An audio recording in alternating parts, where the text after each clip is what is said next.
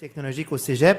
Alors, enquête qui a été réalisée par Bruno, Paul Hubert, moi-même, Jacques Reynaud et plusieurs autres personnes. On a environ une vingtaine de minutes et on va se garder une dizaine de minutes pour des questions à la fin. On a aussi quelques exemplaires du rapport pour les gens des médias qui seront présents. Pour les rapports, vous voyez Bruno à la toute fin de la présentation. Au niveau, je vais présenter la problématique, un peu la méthodologie.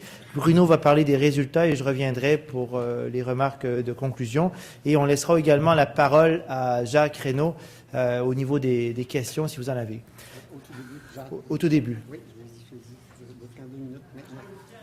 Okay, si me l'annonce, ouais. Vas-y. Tu veux dire des mots? Vas-y.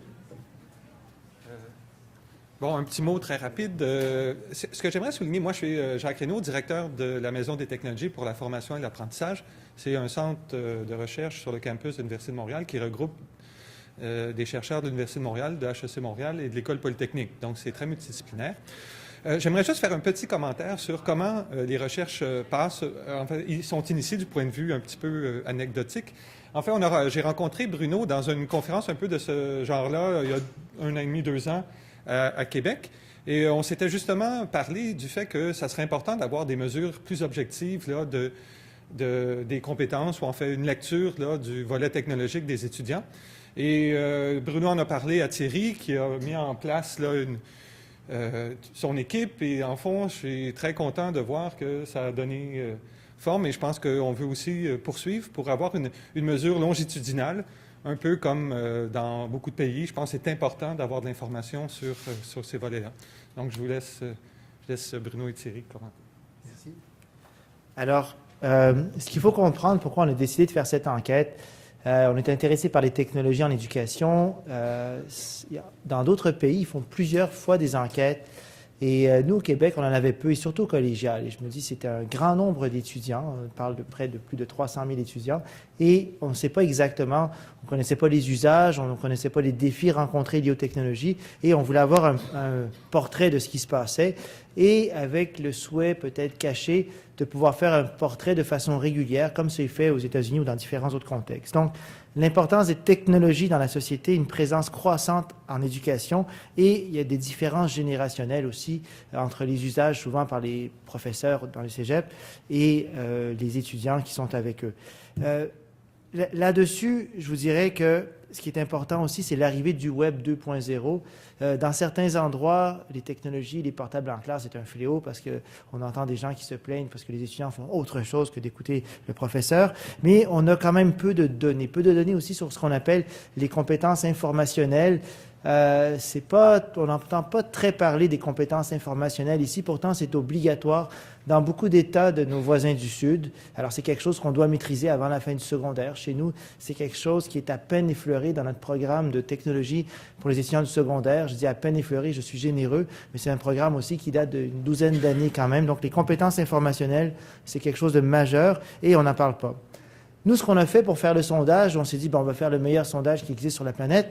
Alors, on a pris tous les sondages qui existaient, Europe, États-Unis, surtout américains, et on a regardé un peu ce qu'il y avait là-dessus, on a regardé les échelles, on les a adaptées à notre réalité, et on a fait une étude pilote auprès d'un grand nombre de répondants quand même, pour nous permettre de faire des ajustements à l'enquête, et on a décidé par la suite d'aller de l'avant avec l'enquête. Donc, la population, ce qu'on appelle au Québec, ce sont des cégeps. C'est l'équivalent, si vous êtes en Europe, de plus ou moins la terminale en France. C'est ce qui se produit juste avant l'université.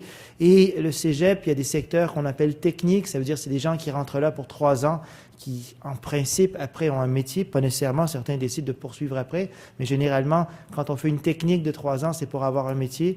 D'autres font un secteur qu'on appelle pré-universitaire en sciences ou en sciences humaines, finalement pour entrer à l'université après. Donc, au niveau du sondage, on a réussi avec notre enquête, où il y a plus de 30 000 personnes qui ont participé, à avoir 17 % de la population du collégial Est-ce qu'on a un échantillon représentatif? Non. Ça veut dire on n'a pas pu y aller de façon aléatoire. On y est allé de façon volontaire selon les cégeps qui souhaitaient participer, selon aussi les étudiants qui ont souhaité répondre au questionnaire en ligne. Et on a quand même malgré tout une représentativité régionale selon secteur, la langue d'enseignement et le type d'établissement privé ou public. Et les femmes et hommes, femmes de 16 et 18 ans sont surreprésentés. Au niveau des dimensions du sondage, on leur a posé des questions d'ordre général, données sociodémographiques, âge, genre, etc. On a posé des questions sur l'accès aux technologies qu'ils avaient. On voulait savoir l'accès qu'ils avaient à l'école, au cégep et en dehors du cégep, les usages qu'ils en faisaient, scolaires et parascolaires et autres, l'utilisation des sites de réseautage social et des préférences technologiques. On a posé aussi quelques autres questions sur les habiletés technologiques, les compétences informationnelles, les outils utilisés aussi pour la recherche d'informations et le sentiment de compétence qu'ils avaient par rapport à ces compétences informationnelles. On les a questionnés sur la pédagogie et sur les outils de communication avec les professeurs, finalement sur l'impact des technologies sur leur parcours scolaire, sur leur réussite scolaire. Bruno, je te laisse la suite ici. Alors, écoutez, quand on dit l'ensemble de la population étudiante collégiale, c'est les cégeps privés comme les cégeps publics, les cégeps francophones comme les cégeps anglophones. Donc, on avait une représentation très semblable à celle de la population pour les types d'établissements, pour la langue d'enseignement. Pour la répartition géographique aussi, on avait une représentation géographique ressemblant à celle qu'on trouve dans l'ensemble du territoire. Et puis, représentation aussi du secteur technique, secteur préuniversitaire était aussi fidèle à celle de la population. Genre et âge, donc un petit peu les jeunes un peu surreprésentés et surtout les filles. Les résultats maintenant. Premier domaine, l'accès aux technologies. Comment on doit lire ce graphique-là? En fait, en orange, ce sont les équipements qu'ils possèdent et en bleu, ce sont les équipements qu'ils utilisent à l'école. Alors, utilisent à l'école, ça ne veut pas dire ceux qu'ils possèdent, comme par exemple l'ordinateur de bureau, ça va être dans les laboratoires. Première chose qu'on peut constater, c'est vraiment l'omniprésence des téléphones cellulaires et des portables ou mini-portables. Les téléphones cellulaires, ça ne nous a pas tellement surpris. Donc, 93% qui possèdent un téléphone cellulaire. Ça comprend les téléphones intelligents qui sont en bas de la liste, qui représentent à peu près 25%. Alors, on a fait aussi des entrevues, Thierry l'a pas signalé, on a fait des entrevues de groupe qualitatives qui ont permis quand même d'éclairer les données. Alors, en fait, c'est pas qu'ils n'en voudraient pas de téléphone intelligent, ils voudraient tous un téléphone intelligent. Ceux qui peuvent se le permettre en achètent un, mais ça coûte trop cher, surtout le forfait données. Donc, ils ont accès à des téléphones textes. Et c'est une des raisons pour lesquelles ils font beaucoup de textos. Les textos sont inclus dans le forfait. Alors, en fait, ce fait-là, ce qui nous a frappé, par exemple, c'est que les 3/4 des étudiants, 76% des étudiants possèdent un ordinateur portable ou encore un mini-portable, mais il y en a juste entre la moitié et les 2/3 d'entre eux qui l'amènent à l'école. Alors ça, c'est quand même interpellant.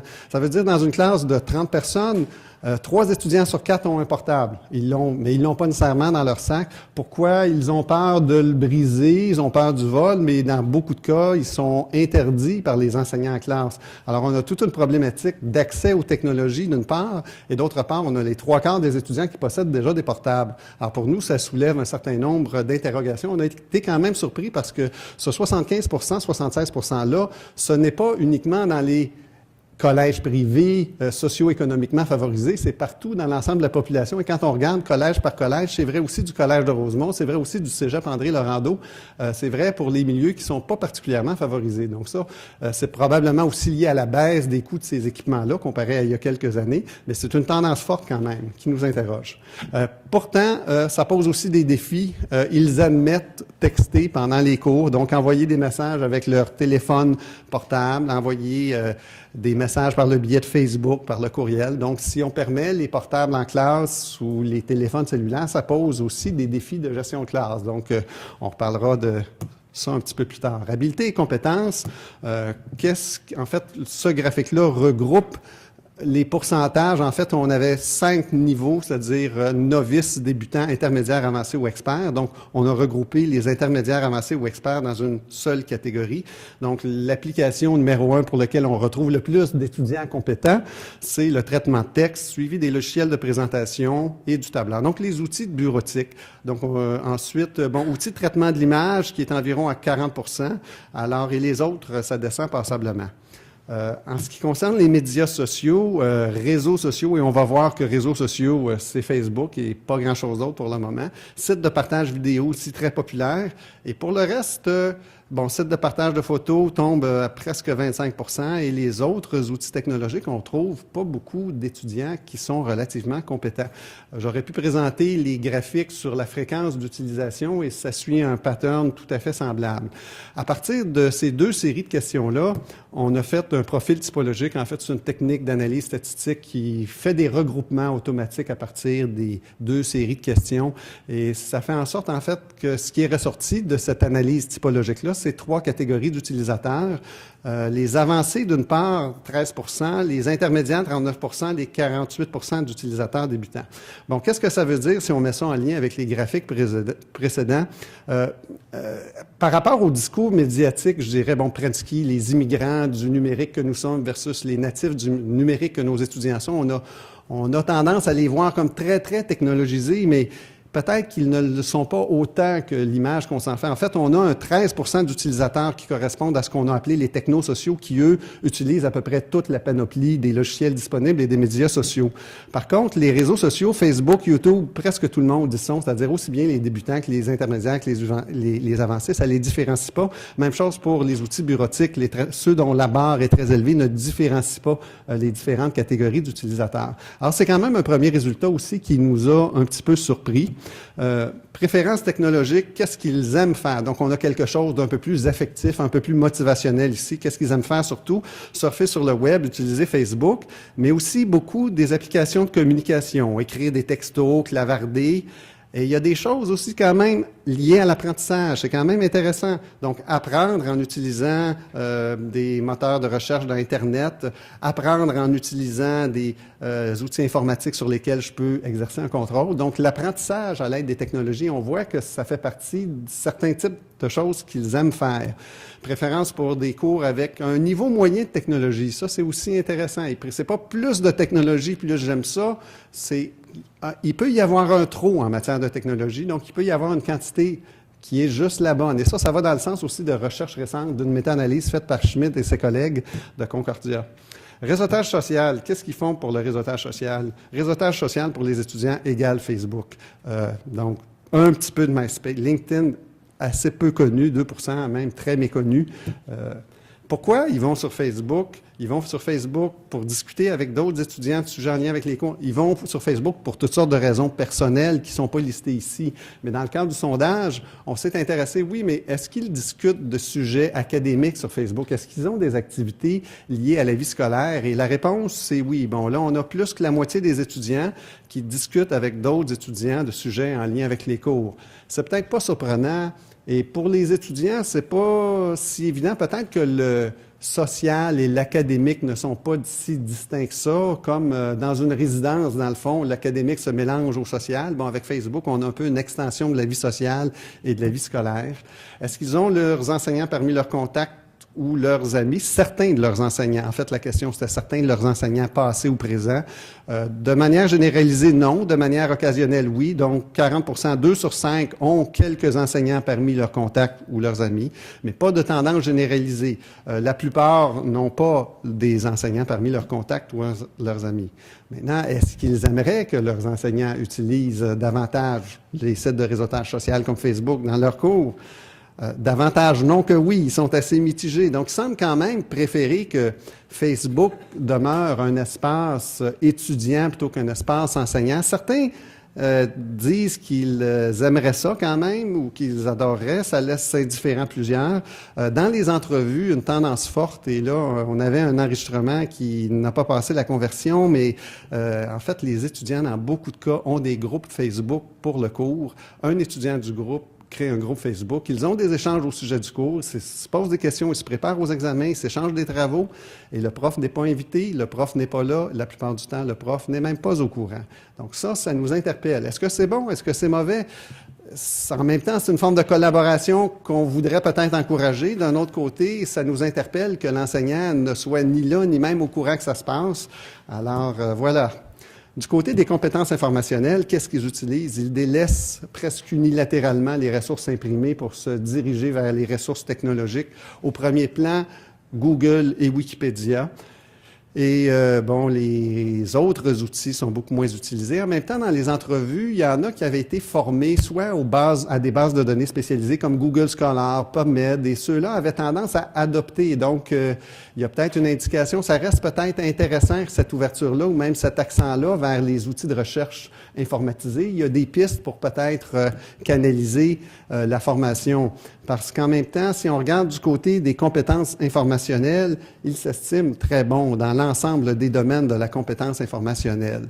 Alors, ça pose, en fait, c'est intéressant parce que dans les entrevues, par exemple, on les interrogeait sur la manière dont ils utilisent Wikipédia. Bon, on peut se poser la question, est-ce qu'ils sont aussi bons qu'ils se disent? En fait, on voit que tous les aspects de la compétence informationnelle, une grande partie d'entre eux se disent intermédiaires, avancés ou experts. C'est sûr que c'est des mesures auto-rapportées qui peuvent porter une certaine auto-évaluation. D'autres études, comme celle de Mittermeier et Quirion en 2003, démontraient qu'il y avait des lacunes très importantes pour les entrants, les étudiants qui commençaient leurs études universitaires. La réalité est peut-être un peu entre les deux. Donc, quand on voyait d'une manière qualitative l'utilisation qu'ils font de Wikipédia, ils faisaient quand même une utilisation assez intéressante, c'est-à-dire qu'ils savaient qu'ils ne pouvaient pas utiliser Wikipédia tel quel comme référence, mais ils s'en servaient quand même pour aller voir, pour aller lire, faire un premier repérage, aller lire des articles qui étaient cités dans Wikipédia. Donc, ils portaient quand même un certain regard critique sur Wikipédia. Ils faisaient des usages de stratégies qui étaient quand même intéressantes. Donc, est-ce qu'ils sont aussi compétents qu'ils le disent? Peut-être pas parce qu'il y a peut-être un biais, mais ils sont peut-être plus compétents aussi que d'autres études nous le disent. Éthique et pédagogie, quelque chose de très encourageant. En fait, ça nous a surpris, mais par rapport à quoi? Par rapport à rien, parce que nous n'avons aucune donnée pour les enseignants du collégial. On a des données forgées sur les attentes. On a l'impression que les enseignants, on avait l'impression, avant de réaliser le sondage, que les enseignants utilisaient peu les technologies ou surtout PowerPoint. Mais ce que les étudiants nous disent, c'est qu'au moins la moitié de leurs enseignants, donc 64 des étudiants nous disent au moins la moitié de mes enseignants utilisent les technologies de façon efficace dans les cours. Alors, c'est encourageant pour les enseignants. Du point de vue des étudiants, les enseignants ou plusieurs enseignants utilisent bien les technologies et ont les habiletés nécessaires pour donner des cours avec les technologies. Ils sont un peu moins actifs dans la préparation, dans l'encadrement, dans la préparation de formation. Donc, la formation des étudiants tombe un peu dans une zone où ce n'est pas la responsabilité des enseignants. Donc, il y aura des pistes de questionnement. Un des secteurs les plus intéressants, c'est impact d'éthique. De manière, on leur a demandé dans quelle mesure ils étaient en accord avec l'affirmation suivante. De manière générale, l'utilisation des technologies a favorisé mes apprentissages. Alors, à 81 sont en accord avec ça. À 13 ils sont neutres et 6 sont en désaccord. Alors, c'est quand même un résultat qui nous a étonnés. Il y a tout un débat depuis plusieurs années sur l'efficacité d'éthique, mais dans ce débat-là, il est rare qu'on interroge les étudiants sur qu'est-ce qu'ils en pensent. Alors, quand on les interroge, les étudiants du collégial nous disent qu'ils pensent que les technologies ont un impact positif sur l'apprentissage. Quels en sont les avantages? Surtout, l'aide à préparer des travaux de recherche, aide à la communication avec les autres élèves, dans une moindre mesure, aide à apprendre des concepts abstraits ou complexes. Maintenant, l'impact d'éthique sur d'autres aspects de la vie scolaire, sur la relation avec les autres étudiants, c'est assez fort. Sur mon expérience globale en tant qu'étudiant, c'est très fort. Et sur la relation avec les enseignants, c'est positif, mais dans une moindre mesure. Donc, ce qu'on voit dans le sondage et dans les entrevues, c'est que pour la communication avec les collègues, avec les autres étudiants, c'est Facebook. Pour la communication avec les autres enseignants, c'est surtout les systèmes de messagerie institutionnelle ou encore l'environnement numérique d'apprentissage comme Moodle ou les systèmes de messagerie comme Mio ou Léa. Donc, ils utilisent ça avec les enseignants. Voilà, et dans une certaine mesure, ça a un impact quand même positif. Sur la motivation, les étudiants, si on regarde les deux barres du milieu, c'est la perception d'utilité. L'utilisation des technologies m'aide à apprendre et me permet de faire des travaux scolaires plus facilement. Ils sont très majoritairement en accord avec cette affirmation-là. Sur la perception d'importance, la quatrième série de barres à droite, mon utilisation des technologies dans les cours me prépare adéquatement au marché du travail, c'est très fort aussi. L'impact direct sur l'engagement est moins fort, est positif, mais moins fort. Où ça nous amène? Thierry. Alors, ce qu'on peut remarquer quand même, c'est que les étudiants évaluent de façon très positive l'impact des technologies. Donc, pour eux, ça a un impact positif sur l'apprentissage et sur leur motivation, sur leur engagement à poursuivre leurs études. ce que nos travaux font remarquer également, c'est le taux de téléphone portable qui est très élevé, qu'il serait encore plus si certains avaient les moyens financiers de s'en procurer d'autres. Ça crée des nouvelles possibilités d'accès, d'avoir Internet en tout temps sur soi, dans sa poche. Et ça crée aussi des défis de gestion de classe, défis qui sont liés aussi à quand on a des classes avec des étudiants qui ont des ordinateurs portables. Certains cégeps, plusieurs cégeps interdisent les ordinateurs portables.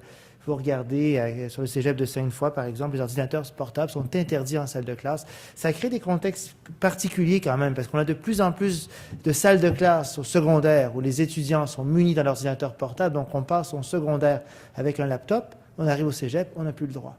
Alors ça crée quand même un certain conflit, je dirais, où on peut s'attendre à un certain conflit là-dessus. Ce qui est intéressant aussi, c'est qu'ils maîtrisent peu d'outils technologiques, sauf peut-être pour une faible proportion. Mais là encore, il faut se questionner. Les outils actuels répondent peut-être à leurs besoins. Où est le besoin d'utiliser d'autres outils? On a vu des sites comme LinkedIn qui sont quand même le 10e site plus visité au monde, mais qui sert surtout au réseautage professionnel. Ils sont au cégep. Ils n'ont peut-être pas encore besoin de se réseauter sur le plan professionnel. Et Twitter, qui est quand même très, très fort. Au Canada, Twitter est quand même 9e, et c'est très peu utilisé par les étudiants du collégial encore. Je pense que c'est pas rentré dans les mœurs peut-être francophones, mais dans d'autres contextes, ça l'est peut-être plus. Mais Facebook, les textos, Internet en général et les outils bureautiques, ils sont très forts. Les autres outils, dans une proportion beaucoup moindre. Et au niveau des compétences informationnelles, donc prédominance des outils électroniques dans la recherche d'informations, ça veut dire les bibliothécaires, si on veut les amener à la bibliothèque, il faut trouver d'autres stratégies. Et le sentiment de compétence élevé et qui est quand même relativement explicite dans leurs compétences qu'ils ont. Ce qui serait intéressant au niveau des pistes d'action, ce serait d'encourager l'utilisation d'éthique pour l'apprentissage et les travaux scolaires par les professeurs et par les étudiants, et mettre sur pied peut-être diverses formations pour les enseignants et les étudiants, peut-être pour leur montrer d'une part les possibilités offertes par l'éthique et au niveau peut-être des médias sociaux, compétences informationnelles, l'éthique de l'utilisation des médias sociaux ou l'éthique de l'utilisation des informations trouvées sur Internet dans les travaux, et pourquoi pas aussi des formations au niveau des enseignants, au niveau des gestions de classe, pour peut-être briser un peu cette interdiction qu'on retrouve dans certains collèges encore au niveau de la présence d'ordinateurs portables. Il y a énormément d'écoles dans la région de Québec qui ont des ordinateurs portables au secondaire, et on arrive au cégep, on n'a plus le droit. Comme élève, ça t'interpelle un peu. Ça fait 5 ans que tu apprends avec ton ordinateur portable, tu arrives à une école plus grande, tu n'as plus le droit. Bon, et tu retournes à l'université, tu as le droit après. C'est particulier. Donc, piste de recherche future par rapport à notre enquête. C'est certain qu'on avait des répondants volontaires, mais en même temps, bon, est-ce que les résultats peuvent être légèrement biaisés à cause de ça? Quelqu'un qui est complètement contre les technologies, il ne faut pas se le cacher, peut-être qu'il ne répondrait pas à un sondage en ligne. Notre sondage était en ligne en partant. Hein, on ne leur demandera pas s'ils utilisent Internet, le sondage était en ligne automatiquement. On parle de données auto-rapportées aussi, mais on a quand même un grand nombre de données auto-rapportées. On ne parle pas d'une enquête auprès d'une centaine d'étudiants de cégep, on parle d'une enquête auprès de 30 000 étudiants du collégial. Ce qui serait intéressant, ce serait de répéter le sondage sur une base régulière pour voir l'évolution des usages, l'évolution des impacts, l'évolution de leur perception. Et ce qui serait intéressant, c'est de continuer à enrichir nos résultats à l'aide d'autres peut-être collecte de données qualitatives et analyses qualitatives par rapport aux entrevues de groupe qui ont été faites. Alors, il nous reste encore 3 minutes pour des questions, commentaires. Je vous répète, il y a quelques rapports qui sont disponibles à l'avant et aussi un site Internet où est-ce qu'on trouve les rapports. L'adresse du site Internet, je vais l'indiquer, c'est sondage-tic/cégep au pluriel. Sondage-tic en un seul mot, sondage-tic.ca/cégep. Je vais l'écrire, ça va être plus simple. Voilà. Alors, sondage-tic/cégep, mais je vous l'écris là-dessus. Alors, questions, commentaires, on est là pour vous.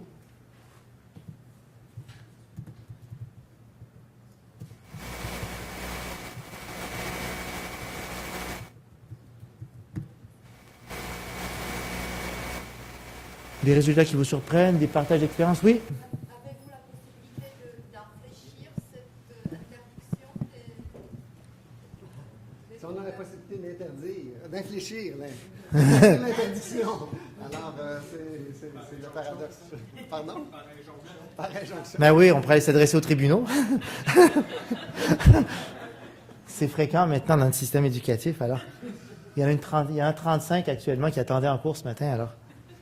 En fait, non, on n'a pas la possibilité de faire ça. C'est chaque collège, chaque direction de collège qui établit ses politiques. En réalité, c'est sûr, quand on dit nouvelle piste d'accès, beaucoup de collèges ont des projets portables ou investissent dans les laboratoires, puis en même temps, les 3/4 des étudiants ont déjà un portable. Et c'est une tendance qui est la même chose dans les milieu du travail ici. Donc, est-ce que ça ne devrait pas changer la nature des investissements qu'on réalise? Et comment? Mais en même temps, c'est embêtant. Donc, en même temps, c'est une possibilité. C'est sûr que si on fait en sorte qu'on permet et qu'on favorise les portables en classe, il faut trouver des mesures d'encadrement. Il faut trouver des mesures où les professeurs les utilisent à bon escient, puis où les étudiants sont capables de discipliner. Donc, c'est pour ça aussi qu'on parle de formation. Mon fils va dans un collège où ils vont avoir des tables, mais dans le fond, il y a tout un volet de formation des élèves où ils les forment à considérer la tablette comme un outil d'apprentissage plutôt qu'un outil de jeu. Alors, il y a une formation aussi, dans le fond, il y a une discipline des étudiants. Donc, on ne peut pas non plus le faire, dire juste, il faut mettre tous les portables, ouvrir la porte. Il faut faire de manière un petit peu encadrée. Mais il y a quelque chose qui est peut-être plus intéressant que l'interdiction totale. Les étudiants apprécient beaucoup quand ils ont la possibilité d'utiliser le Wi-Fi dans les zones communes. Et donc, on peut penser que vouloir les centres. Donc, ça peut être une possibilité très intéressante pour augmenter les pistes d'accès. Mais au niveau des règlements de Cégep, je vous invite, si vous le souhaitez, à googler. Je suis sur la page du Cégep Sainte-Foy, les règlements. On a l'article 8, les explosifs, l'article 9, l'ordinateur, et l'article 10, les armes à feu.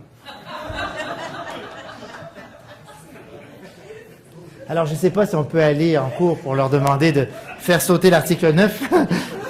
On peut maintenir le 8 et le 10, on le suppose. Voilà. On pourrait utiliser le 8 et le 10 pour enlever le 9, mais en tout cas.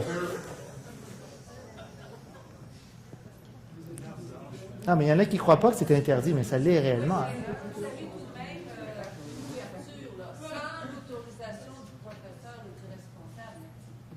Alors, si le professeur juge que lui, dans sa classe, il le veut, il peut donner l'autorisation. Donc, il y a l'ouverture.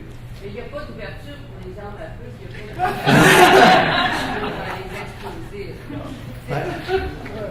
Je pense que c'est à la personne, au prof à juger comment il veut faire son entraînement et si lui veut l'utiliser. Mais c'est quand même un bon bouclier peut-être pour freiner la pénétration de l'ordinateur portable dans les classes. Alors que dans d'autres contextes, si ce n'est pas dans le règlement, le professeur a quand même peut-être plus d'interventions à faire s'il veut les interdire. Là, il est protégé, entre guillemets, par le règlement. Voilà. Merci à toutes et à tous. Alors, ceux qui sont à la soirée ce soir, le départ est à 17h30 au coin de Drummond et René Lévesque sur la rue Drummond. Les autres, on se revoit demain matin à 8h30. Ça